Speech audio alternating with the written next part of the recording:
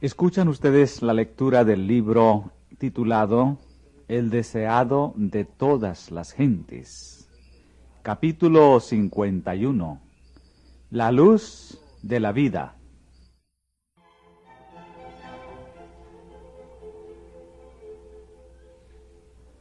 Otra vez, pues, Jesús les habló diciendo: Yo soy la luz del mundo.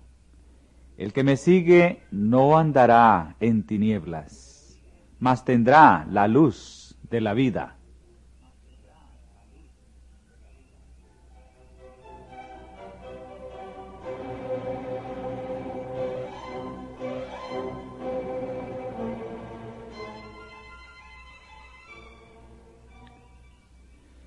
Cuando pronunció estas palabras, Jesús estaba en el atrio del templo, especialmente relacionado con los ejercicios de la fiesta de las cabañas.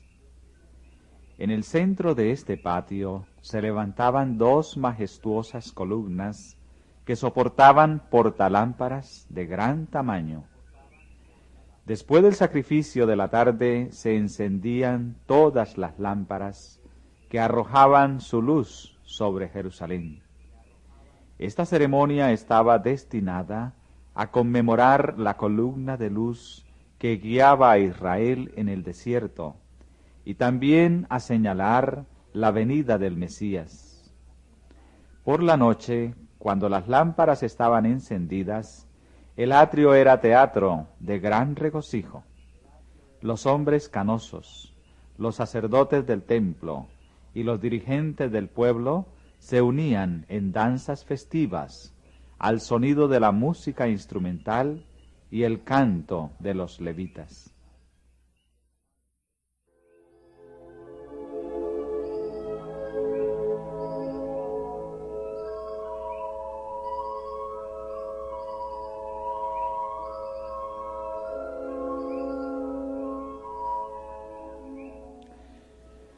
Por la iluminación de Jerusalén, el pueblo expresaba su esperanza en la venida del Mesías para derramar su luz sobre Israel. Pero para Jesús, la escena tenía un significado más amplio. Como las lámparas radiantes del templo alumbraban cuanto la rodeaba, así Cristo, la fuente de luz espiritual, ilumina las tinieblas del mundo. Sin embargo, el símbolo era imperfecto. Aquella gran luz que su propia mano había puesto en los cielos era una representación más verdadera de la gloria de su misión.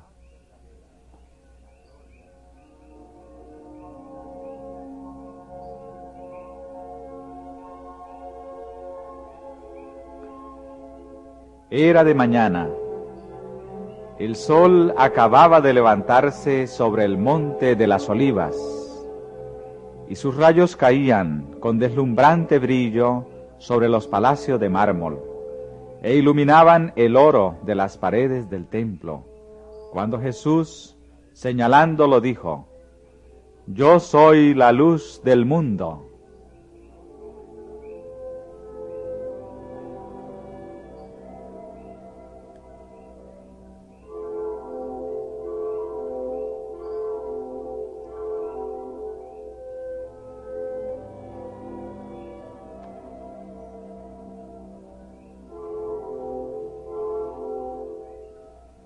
Mucho tiempo después, estas palabras fueron repetidas por uno que las escuchara en aquel sublime pasaje.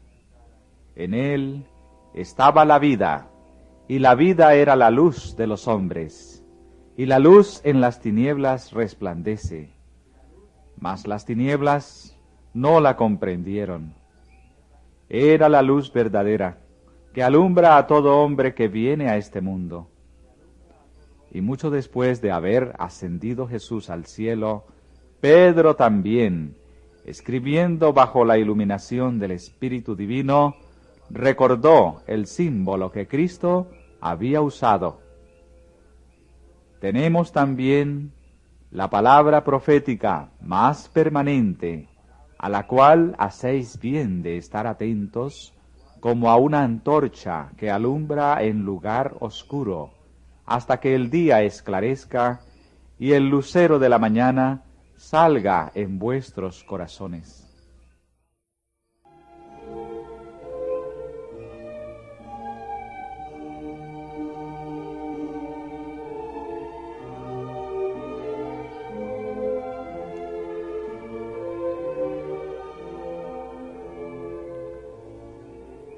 En la manifestación de Dios a su pueblo, la luz había sido siempre un símbolo de su presencia. A la orden de la palabra creadora, en el principio, la luz resplandeció de las tinieblas. La luz fue envuelta en la columna de nube de día y en la columna de fuego de noche, para guiar a las numerosas huestes de Israel. La luz brilló con tremenda majestad alrededor del Señor sobre el monte Sinaí. La luz descansaba sobre el propiciatorio en el tabernáculo. La luz llenó el templo de Salomón al ser dedicado. La luz brilló sobre las colinas de Belén cuando los ángeles trajeron a los pastores que velaban el mensaje de la redención.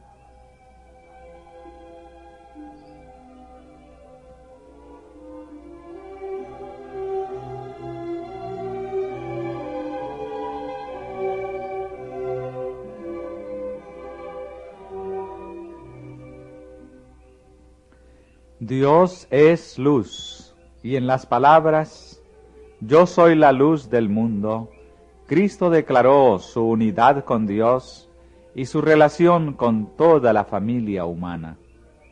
Era Él quien al principio había hecho que de las tinieblas resplandeciese la luz. Él es la luz del sol, la luna y las estrellas. Él era la luz espiritual que mediante símbolos, figuras y profecías había resplandecido sobre Israel. Pero la luz no era dada solamente para los judíos. Como los rayos del sol penetran hasta los remotos rincones de la tierra, así la luz del sol de justicia brilla sobre toda alma.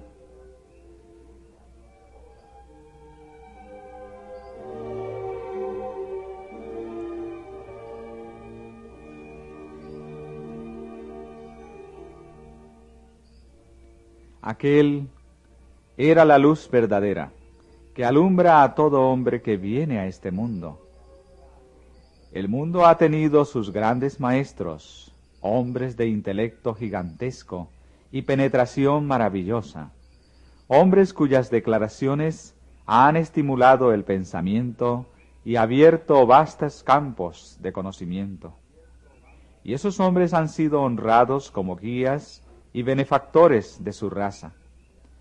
Pero hay uno que está por encima de ellos. Mas a todos los que le recibieron, dióles potestad de ser hechos hijos de Dios. A Dios nadie le vio jamás. El unigénito Hijo, que está en el seno del Padre, Él le declaró. Podemos remontar la línea de los grandes maestros del mundo hasta donde se extienden los anales humanos, pero la luz era anterior a ellos. Como la luna y los planetas del sistema solar brillan por la luz reflejada del sol, así, hasta donde su enseñanza es verdadera, los grandes pensadores del mundo reflejan los rayos del sol de justicia. Toda gema del pensamiento, todo destello de la inteligencia procede de la luz del mundo. Hoy día oímos hablar mucho de la educación superior. La verdadera educación superior la imparte aquel en el cual están escondidos todos los tesoros de sabiduría y conocimiento. En él estaba la vida, y la vida era la luz de los hombres. El que me sigue, dijo Jesús, no andará en tinieblas, mas tendrá la luz de la vida.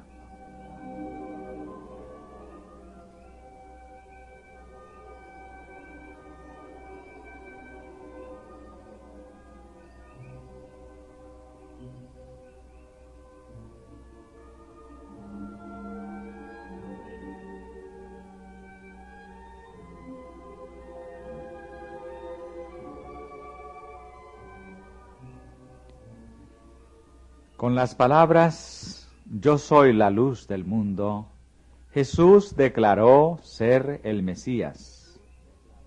En el templo donde Cristo estaba enseñando, Simón el anciano lo había declarado luz para ser revelada a los gentiles y la gloria de tu pueblo Israel. En esas palabras le había aplicado una profecía familiar para todo Israel. El Espíritu Santo había declarado por el profeta Isaías: poco es que tú me seas siervo para levantar las tribus de Jacob y para que restaures los asolamientos de Israel. También te di por luz de las gentes, para que seas mi salud hasta lo postrero de la tierra. Se entendía generalmente que esta profecía se refería al Mesías. Y cuando Jesús dijo, yo soy la luz del mundo, el pueblo no pudo dejar de reconocer su acerto de ser el prometido. Para los fariseos y gobernantes, este acerto parecía una arrogante presunción. No podían tolerar que un hombre semejante a ellos tuviera tales pretensiones. Simulando ignorar sus palabras, preguntaron, ¿tú quién eres? Estaban empeñados en forzarle a declararse el Cristo. Su apariencia y su obra eran tan diferentes de las expectativas del pueblo que, como sus astutos enemigos creían, una proclama directa de sí mismo como el Mesías hubiera provocado su rechazamiento como impostor.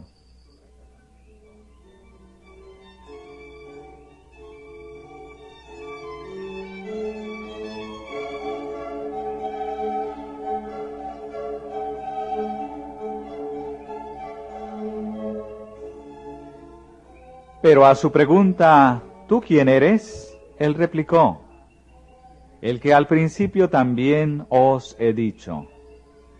Lo que se había revelado por sus palabras, se revelaba también por su carácter. Él era la personificación de las verdades que enseñaba. Nada hago de mí mismo, continuó diciendo, mas como el Padre me enseñó, esto hablo, porque el que me envió conmigo está. No me ha dejado solo el Padre, porque yo lo que a él agrada, hago siempre. No procuró probar su pretensión mesiánica, sino que mostró su unión con Dios. Si sus mentes hubiesen estado abiertas al amor de Dios, hubieran recibido a Jesús.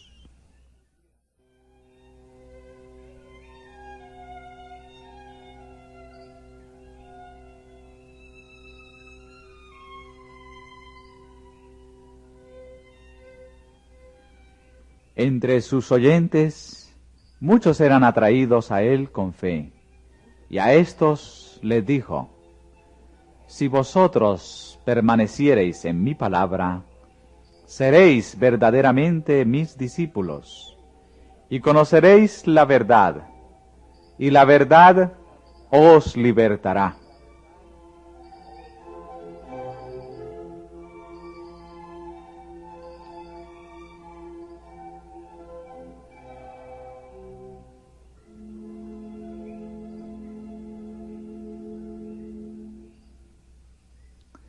Estas palabras ofendieron a los fariseos. pasando por alto la larga sujeción de la nación a un yugo extranjero, exclamaron coléricamente: «Simiente de Abraham somos, y jamás servimos a nadie. ¿Cómo dices tú, seréis libres?» Jesús miró a esos hombres esclavos de la malicia, cuyos pensamientos se concentraban en la venganza, y contestó con tristeza: «De cierto os digo, que todo aquel que hace pecado es siervo del pecado». Ellos estaban en la peor clase de servidumbre, regidos por el espíritu del maligno.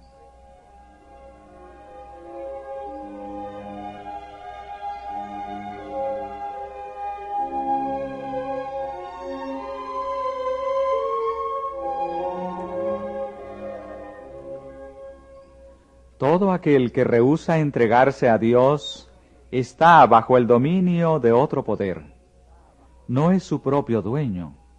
Puede hablar de libertad, pero está en la más abyecta esclavitud. No le es dado ver la belleza de la verdad, porque su mente está bajo el dominio de Satanás. Mientras se lisonjea de estar siguiendo los dictados de su propio juicio, obedece la voluntad del príncipe de las tinieblas. Cristo vino a romper las cadenas de la esclavitud del pecado para el alma. Así que si el Hijo os libertare, seréis verdaderamente libres. Porque la ley del Espíritu de vida en Cristo Jesús, se nos dice, me ha librado de la ley del pecado y de la muerte.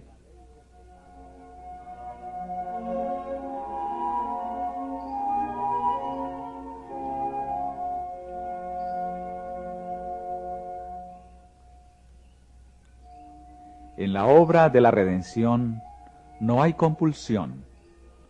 No se emplea ninguna fuerza exterior. Bajo la influencia del Espíritu de Dios, el hombre está libre para elegir a quién ha de servir. En el cambio que se produce cuando el alma se entrega a Cristo, hay la más completa sensación de libertad. La expulsión del pecado es obra del alma misma.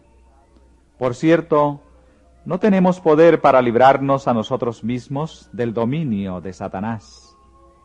Pero cuando deseamos ser libertados del pecado, y en nuestra gran necesidad clamamos por un poder exterior y superior a nosotros, las facultades del alma quedan dotadas de la fuerza divina del Espíritu Santo y obedecen los dictados de la voluntad, en cumplimiento de la voluntad de Dios.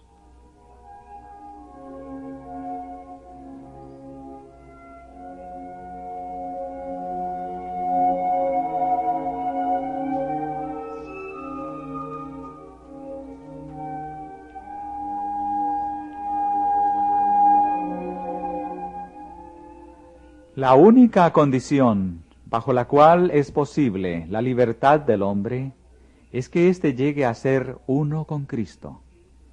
La verdad os libertará. Y Cristo es la verdad. El pecado puede triunfar solamente debilitando la mente y destruyendo la libertad del alma.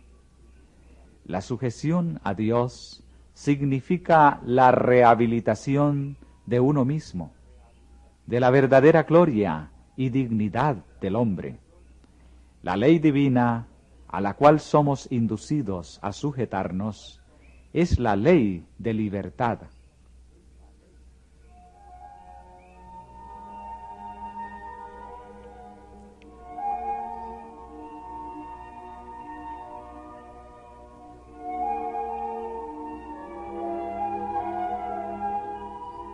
Los fariseos se habían declarado a sí mismos hijos de Abraham. Jesús les dijo que solamente haciendo las obras de Abraham podían justificar esta pretensión. Los verdaderos hijos de Abraham vivirían como él una vida de obediencia a Dios. No procurarían matar a aquel que hablaba la verdad que le había sido dada por Dios. Al conspirar contra Cristo, los rabinos no estaban haciendo las obras de Abraham. La simple descendencia de Abraham no tenía ningún valor.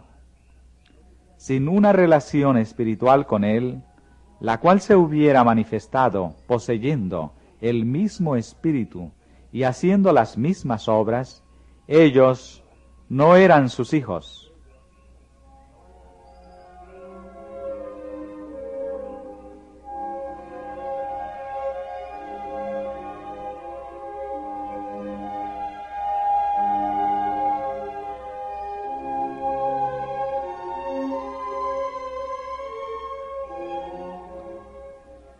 Este principio se aplica con igual propiedad a una cuestión que ha agitado por mucho tiempo al mundo cristiano, la cuestión de la sucesión apostólica.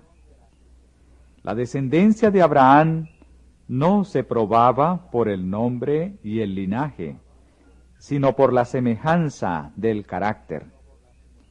La sucesión apostólica tampoco descansa en la transmisión de la autoridad eclesiástica, sino en la relación espiritual. Una vida movida por el espíritu de los apóstoles, el creer y enseñar las verdades que ellos enseñaron, esta es la verdadera evidencia de la sucesión apostólica. Es lo que constituye a los hombres sucesores de los primeros maestros del Evangelio.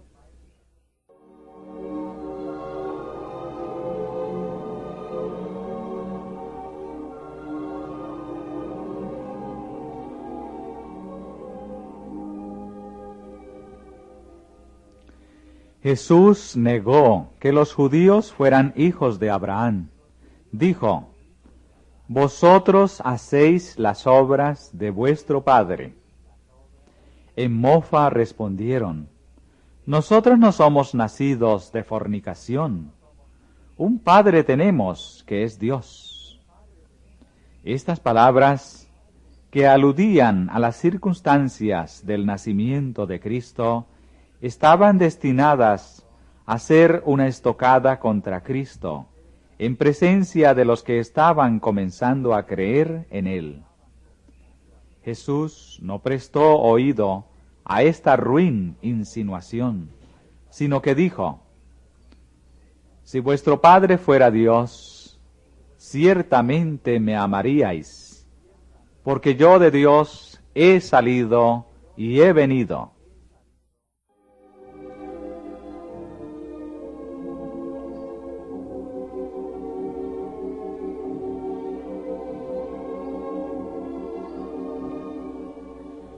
Sus obras testificaban del parentesco de ellos con el que era mentiroso y asesino.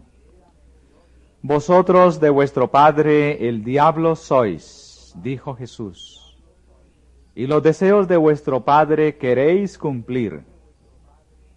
Él, homicida ha sido desde el principio, y no permaneció en la verdad, porque no hay verdad en él. Y porque yo digo verdad, no me creéis. Porque Jesús hablaba la verdad y la decía con certidumbre, no fue recibido por los dirigentes judíos. Era la verdad lo que ofendía a estos hombres que se creían justos. La verdad exponía la falacia del error, condenaba sus enseñanzas y prácticas, y fue mal acogida. Ellos preferían cerrar los ojos a la verdad, antes que humillarse para confesar que habían estado en el error. No amaban la verdad, no la deseaban, aunque era la verdad.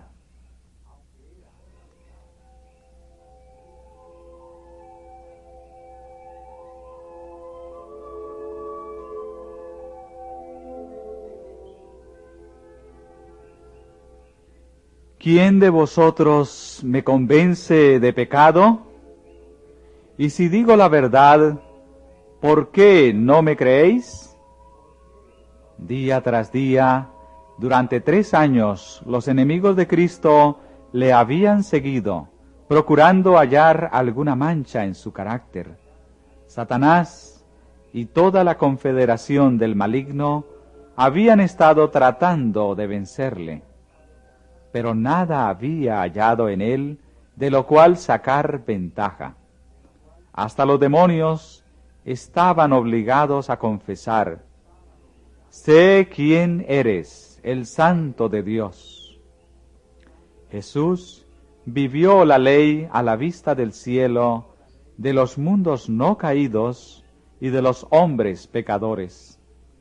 Delante de los ángeles, de los hombres y de los demonios, había pronunciado, sin que nadie se la discutiese, palabras que, si hubiesen procedido de cualesquiera otros labios, hubieran sido blasfemia.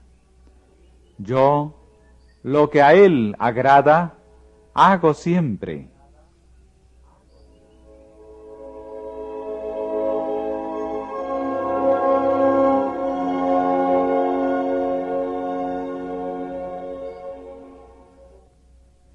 El hecho de que, a pesar de que no podían hallar pecado en él, los judíos no recibían a Cristo, probaba que no estaban en comunión con Dios.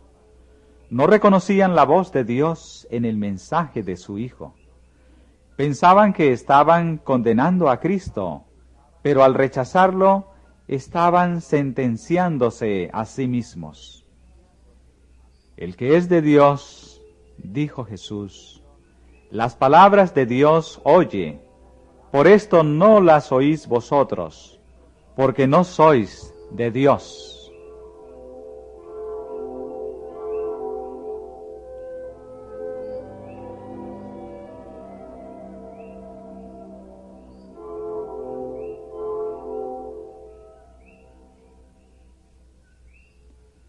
La lección es verdadera para todos los tiempos. Muchos hombres que se deleitan en sutilizar, criticar y buscar en la palabra de Dios algo que poner en duda, piensan que de esa manera están dando muestras de independencia de pensamiento y agudeza mental. Suponen que están condenando la Biblia, cuando en verdad se están condenando a sí mismos. Ponen de manifiesto que son incapaces de apreciar las verdades de origen celestial y de alcance eterno. En presencia de la gran montaña de la justicia de Dios, su espíritu no siente temor reverencial.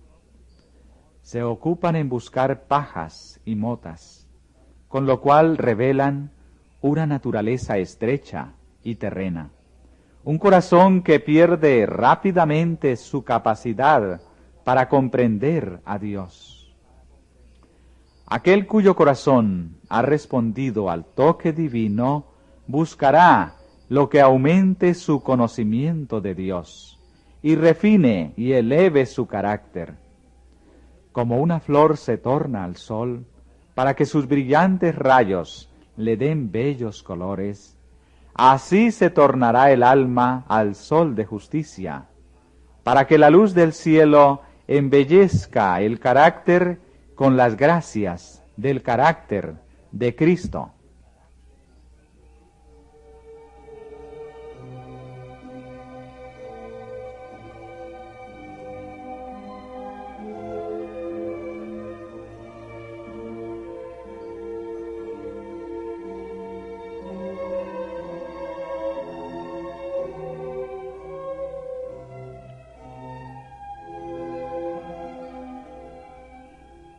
Jesús continuó poniendo de manifiesto un pronunciado contraste entre la actitud de los judíos y la de Abraham. Abraham, vuestro padre, se gozó por ver mi día, y lo vio y se gozó.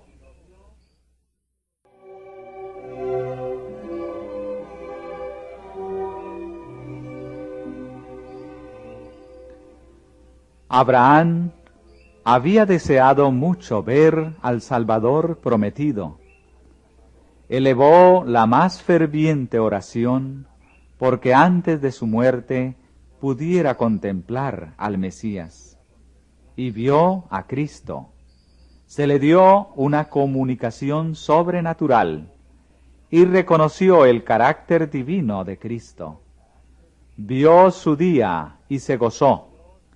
Se le dio una visión del sacrificio divino por el pecado. Tuvo una ilustración de ese sacrificio en su propia vida. Recibió la orden: toma ahora tu hijo, tu único Isaac, a quien amas, y ofrécelo en holocausto. Sobre el altar del sacrificio colocó al hijo de la promesa, el hijo en el cual se concentraban sus esperanzas. Entonces, mientras aguardaba junto al altar, con el cuchillo levantado para obedecer a Dios, oyó una voz del cielo que le dijo: no extiendas tu mano sobre el muchacho, ni le hagas nada, que ya conozco que temes a Dios, pues que no me rehusaste tu hijo, tu único. Se le impuso esta terrible prueba a Abraham para que pudiera ver el día de Cristo y comprender el gran amor de Dios hacia el mundo, tan grande que para levantarlo de la degradación dio a su Hijo unigénito para que sufriera la muerte más ignominiosa.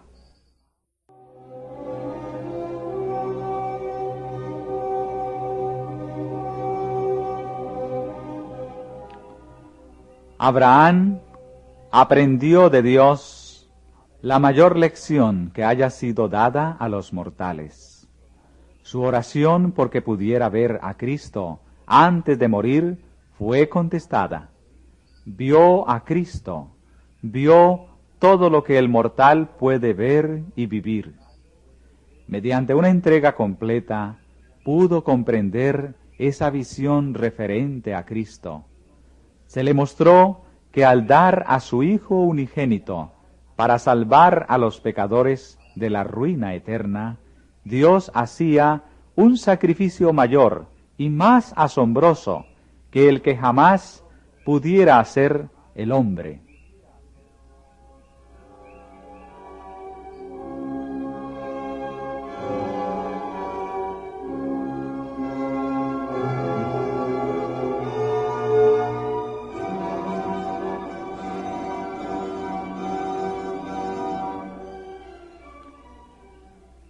La experiencia de Abraham contestó la pregunta: ¿con qué prevendré a Jehová y adoraré al alto Dios?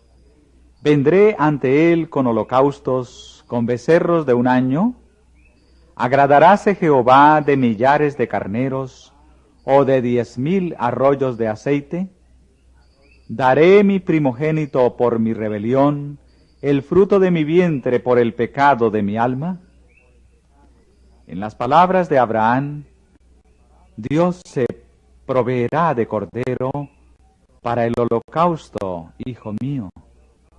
Y en la provisión de Dios de un sacrificio en lugar de Isaac, se declaró que el hombre no puede hacer expiación por sí mismo. El sistema pagano de sacrificios era totalmente inaceptable para Dios. Ningún padre debe ofrecer su hijo o su hija como sacrificio propiciatorio. Solamente el Hijo de Dios puede cargar con la culpa del mundo.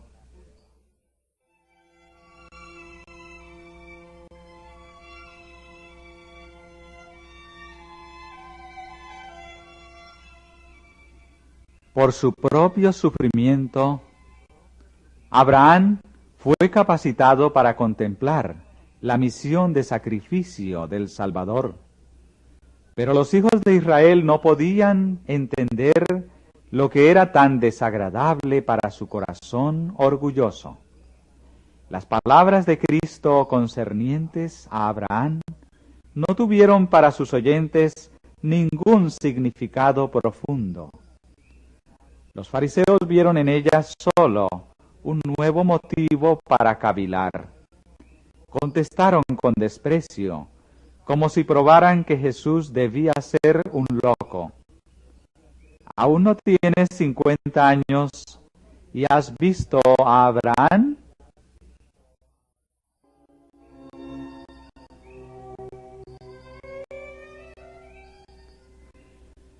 Con solemne dignidad Jesús respondió: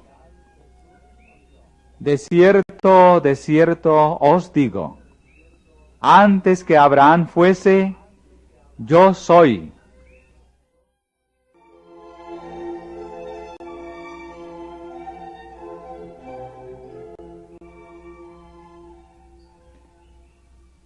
Cayó el silencio sobre la vasta concurrencia. El nombre de Dios, dado a Moisés para expresar la presencia eterna, había sido reclamado como suyo por este rabino galileo.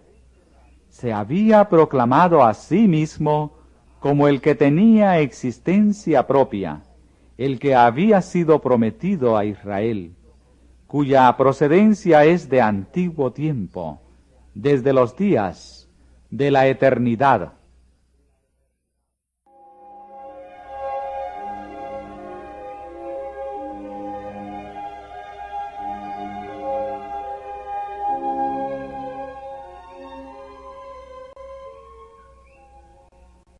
Otra vez los sacerdotes y rabinos clamaron contra Jesús, acusándole de blasfemo.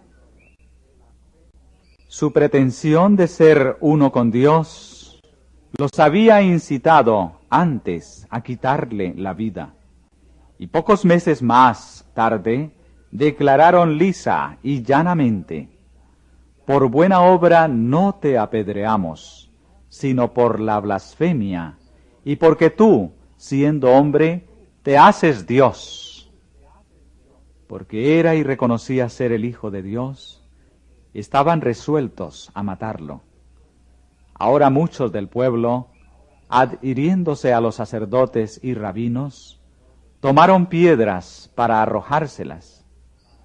Mas Jesús se encubrió y salió del templo, y atravesando por medio de ellos, se fue.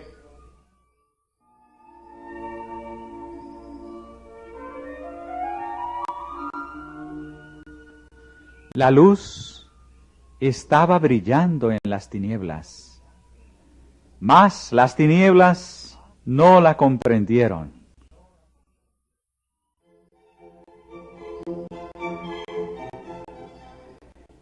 Y pasando Jesús vio a un hombre ciego desde su nacimiento. Y preguntáronle sus discípulos, diciendo: Rabí, ¿quién pecó, este o sus padres, para que naciese ciego? Respondió Jesús: ni éste pecó, ni sus padres, mas para que las obras de Dios se manifestasen en él. Esto dicho, escupió en tierra, e hizo lodo con la saliva, y untó con el lodo sobre los ojos del ciego, y díjole: Ve, lávate en el estanque de Siloé, que significa, si lo interpretares, enviado. Y fue entonces, y lavóse, y volvió viendo.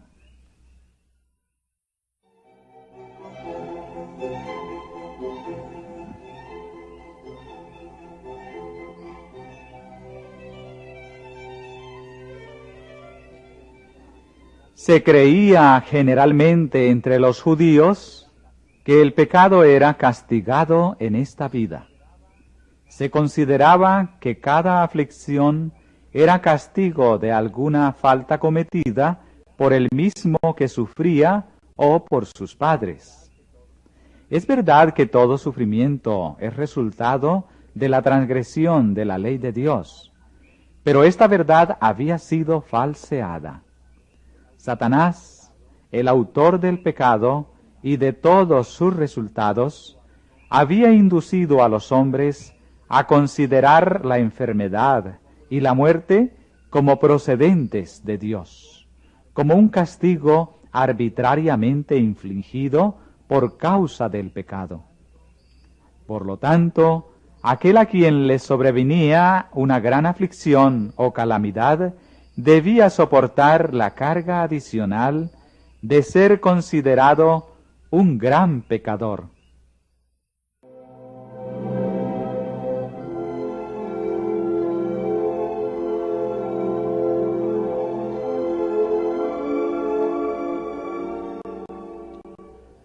Así estaba preparando el camino para que los judíos rechazaran a Jesús, el que llevó nuestras enfermedades y sufrió nuestros dolores, iba a ser tenido por los judíos, por azotado, por herido de Dios y abatido, y de él escondieron el rostro.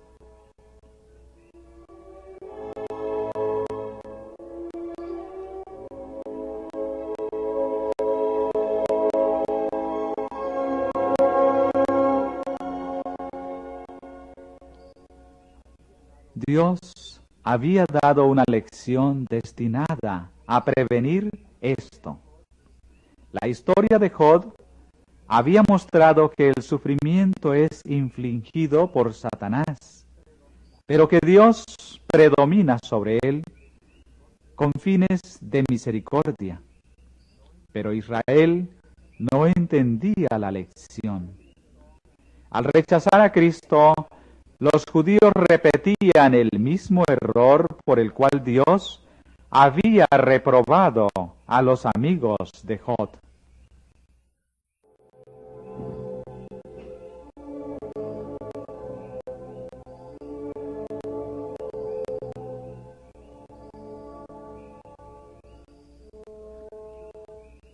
Los discípulos compartían la creencia de los judíos concerniente a la relación del pecado y el sufrimiento.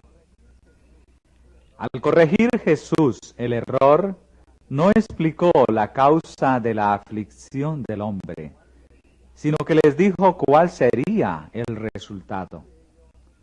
Por causa de ello, se manifestarían las obras de Dios. Entre tanto que estuviese en el mundo, dijo él, luz soy del mundo. Entonces, habiendo untado los ojos del ciego, lo envió a lavarse en el estanque de Siloé, y el hombre recibió la vista.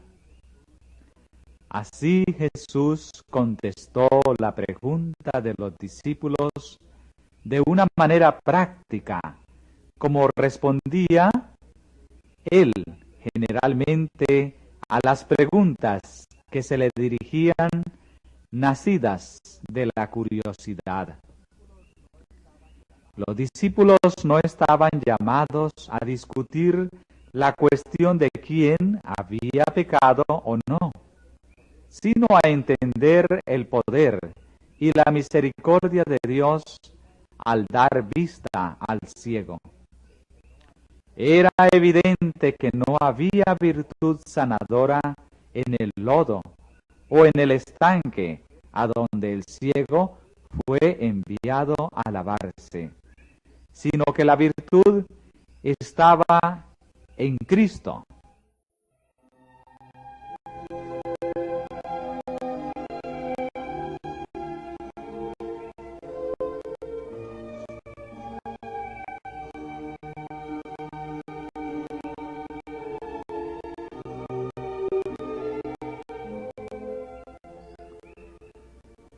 Los fariseos no podían menos que quedar atónitos por esta curación.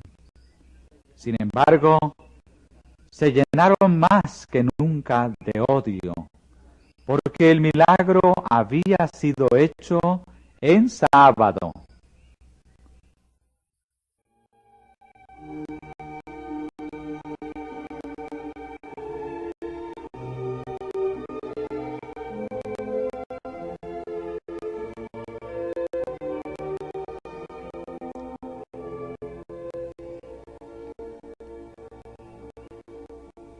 Los vecinos del joven y los que le habían conocido ciego dijeron: ¿no es este el que se sentaba y mendigaba?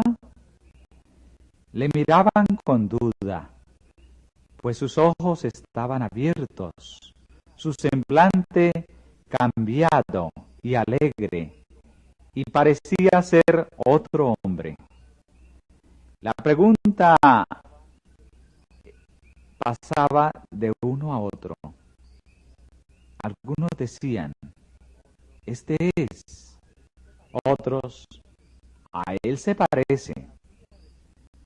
Pero el que había recibido la gran bendición decidió la cuestión diciendo: yo soy. Entonces les habló de Jesús y de la manera en que él había sido sanado. Y ellos le preguntaron: ¿dónde está aquel? Él dijo: no sé.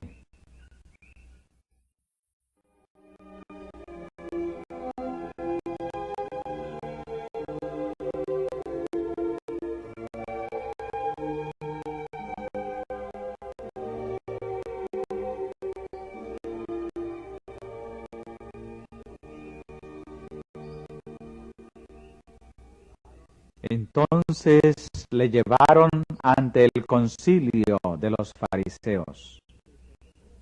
Nuevamente se le preguntó al hombre cómo habías recibido la vista. Y él les dijo: púsome lodo sobre los ojos y me lavé y veo. Entonces unos de los fariseos decían: este hombre no es de Dios, que no guarda el sábado. Los fariseos esperaban hacer aparecer a Jesús como pecador y que por lo tanto no era el Mesías. No sabían que el que había sanado al ciego había hecho el sábado y conocía todas sus obligaciones.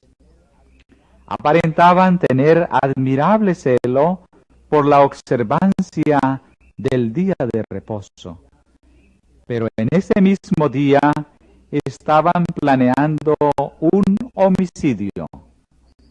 Sin embargo, al enterarse de este milagro, muchos quedaron muy impresionados y convencidos de que aquel que había abierto los ojos del ciego era más que un hombre común. En respuesta al cargo de que Jesús era pecador, porque no guardaba el sábado, dijeron: ¿cómo puede un hombre pecador hacer estas señales?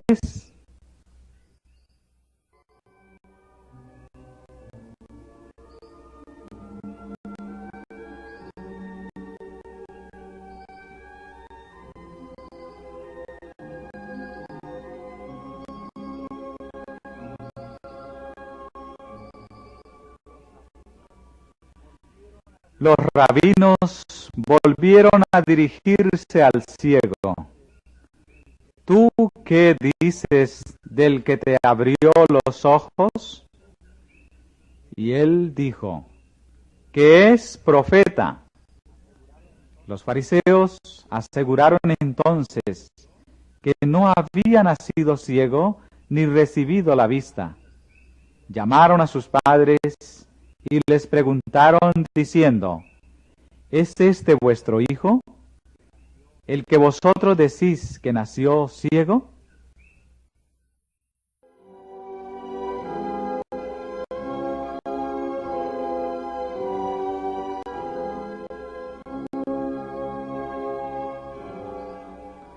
Allí estaba el hombre mismo declarando que había sido ciego y que se le había dado la vista. Pero los fariseos preferían negar la evidencia de sus propios sentidos antes que admitir que estaban en el error. Tan poderoso es el prejuicio, tan torcida es la justicia farisaica.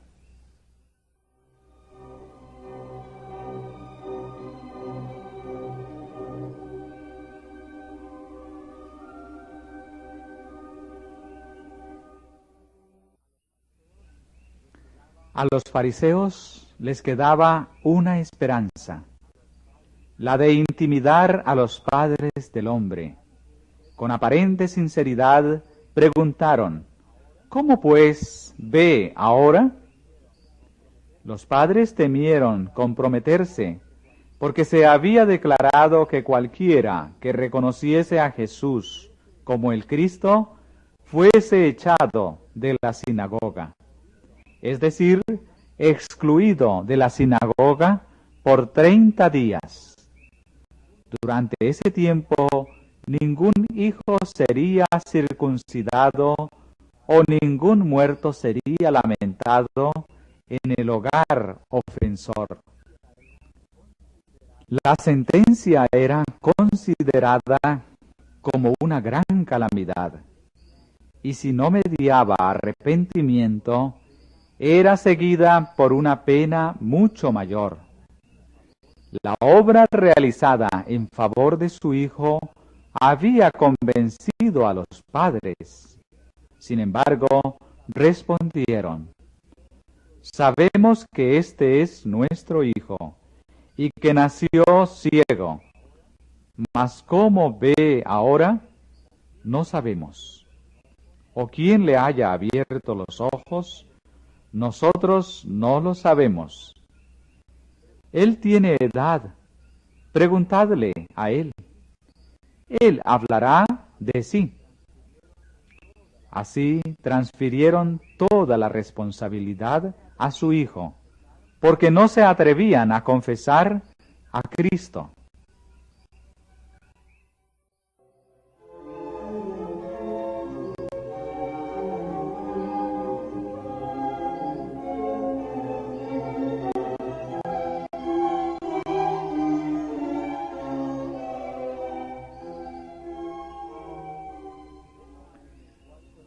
El dilema en el cual fueron puestos los fariseos, sus dudas y prejuicios, su incredulidad en los hechos del caso, fueron revelados a la multitud, especialmente al pueblo común.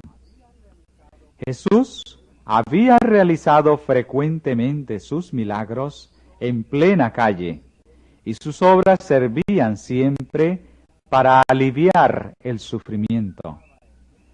La pregunta que estaba en muchas mentes era: ¿haría Dios esas obras poderosas mediante un impostor, como afirmaban los fariseos que era Jesús? La discusión se había vuelto encarnizada por ambas partes.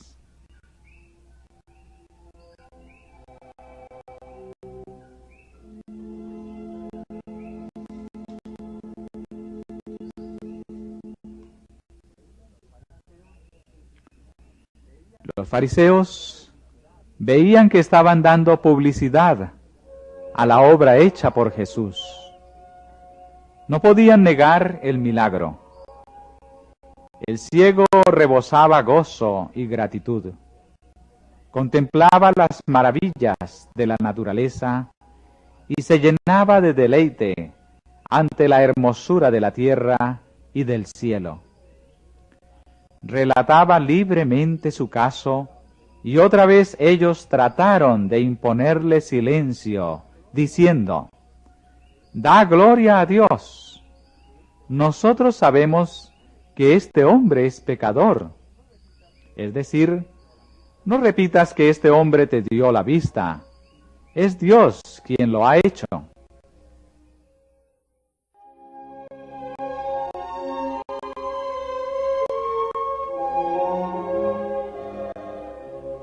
El ciego respondió: «Si es pecador, no lo sé. Una cosa sé, que habiendo yo sido ciego, ahora veo».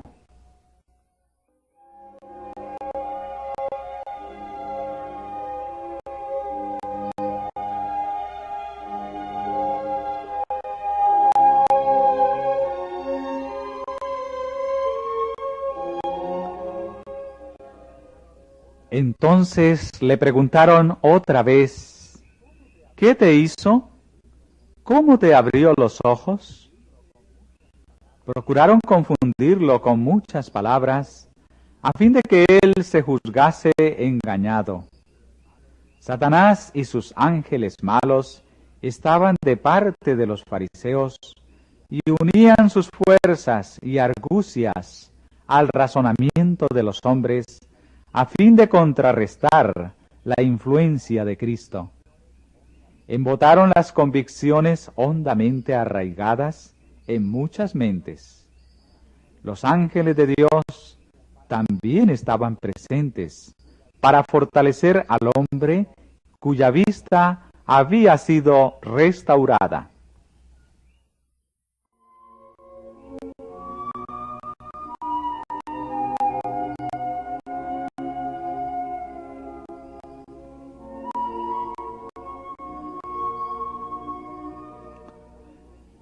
Los fariseos no comprendían que estaban tratando más que con un hombre inculto que había nacido ciego. No conocían a aquel con quien estaban en controversia. La luz divina brillaba en las cámaras del alma del ciego.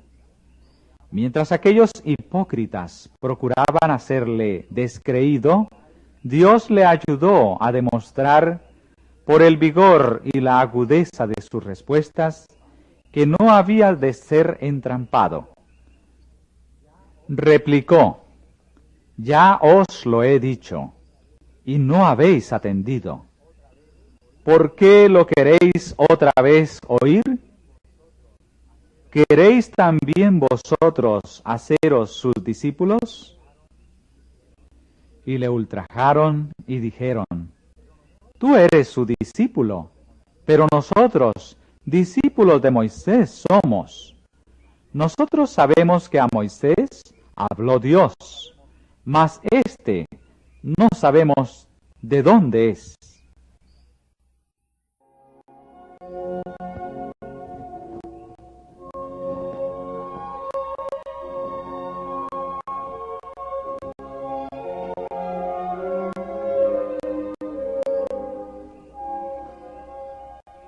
El Señor Jesús conocía la prueba por la cual estaba pasando el hombre y le dio gracia y palabras, de modo que llegó a ser un testigo por Cristo.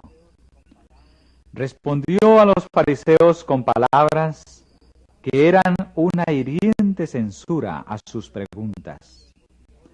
Aseveraban ser los expositores de las Escrituras y los guías religiosos de la nación. Sin embargo, había allí uno que hacía milagros y ellos confesaban ignorar tanto la fuente de su poder como su carácter y pretensiones. Por cierto, maravillosa cosa es esta, dijo el hombre, que vosotros no sabéis de dónde sea, y a mí me abrió los ojos. Y sabemos que Dios no oye a los pecadores, mas si alguno es temeroso de Dios y hace su voluntad, a éste oye.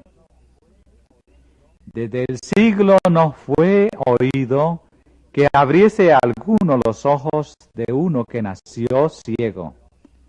Si éste no fuera de Dios, no pudiera hacer nada.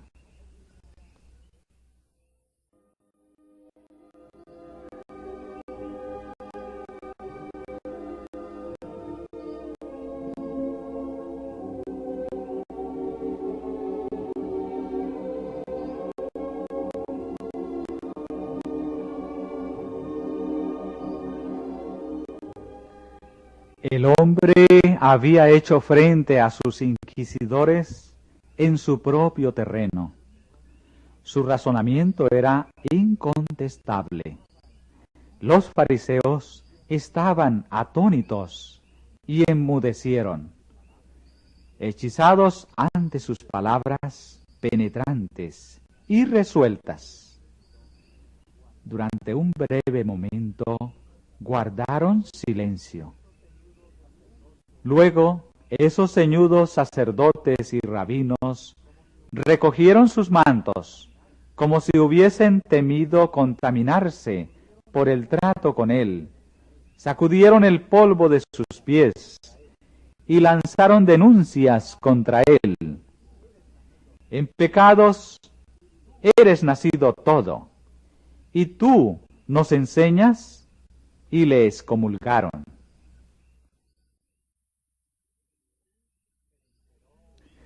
Jesús se enteró de lo hecho, y hallándolo poco después, le dijo: ¿Crees tú en el Hijo de Dios?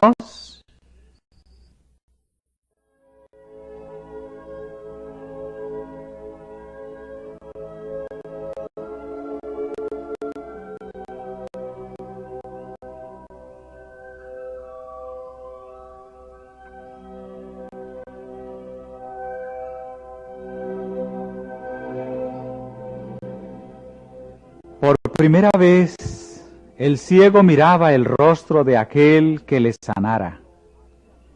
Delante del concilio había visto a sus padres turbados y perplejos.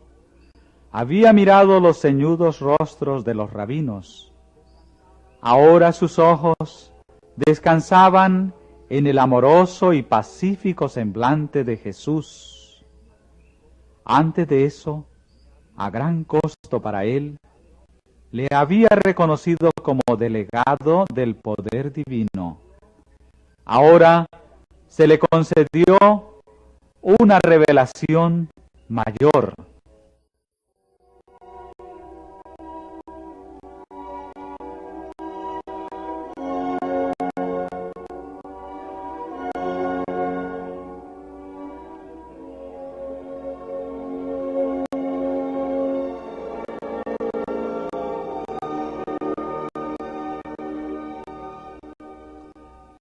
A la pregunta del Salvador, ¿crees tú en el Hijo de Dios? El ciego respondió: ¿Quién es, Señor, para que crea en él? Y Jesús dijo: ¿Y le has visto? Y el que habla contigo, él es. El hombre se arrojó a los pies del Salvador para adorarle. No solamente había recibido la vista natural, sino que habían sido abiertos los ojos de su entendimiento. Cristo había sido revelado a su alma y le recibió como el enviado de Dios.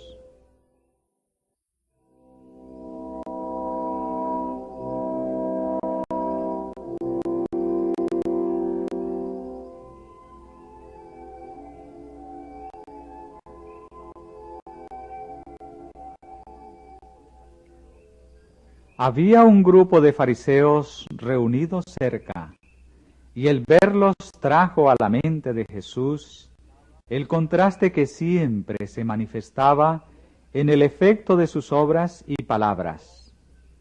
Dijo: yo para juicio he venido a este mundo, para que los que no ven, vean, y los que ven, sean cegados. Cristo había venido para abrir los ojos ciegos, para dar luz a los que moran en tinieblas. Había declarado ser la luz del mundo. Y el milagro que